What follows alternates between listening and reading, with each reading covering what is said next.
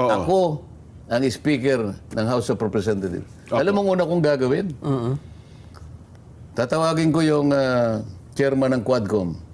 Oo, Chairman Barbers. Kong Ace, itigil mo na yung Quadcom. Yes, Ganun. sir. Okay.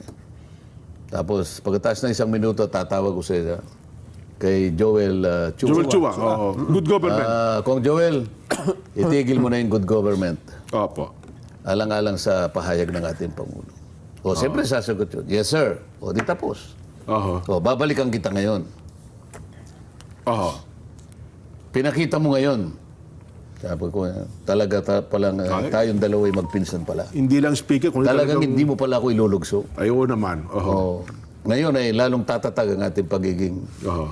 magpinsan. Opo. Napatunayan ko kasi na salita ko lang Ay, opo. ay talagang tumindig ka na. Pinuri ko Ang ng totoo batas. niyan kahit hindi ka pa gumawa ng manifesto, ngayon pa naniniwala na ako sa'yo.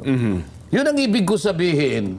Kinakailangan magpahayag na kayo. Ayun. Gumawa kayo ng aksyon na maiintindihan ng tao na yung katapatan at paninindigan at pagkakaisa ay totoo. Hindi papel. Hindi salita. Oo. Walang kakwenta-kwenta yung ginagawa nyo eh. Ba't di kayo tumigil? Wala palang kakwenta-kwenta. Ano pang gusto nyo?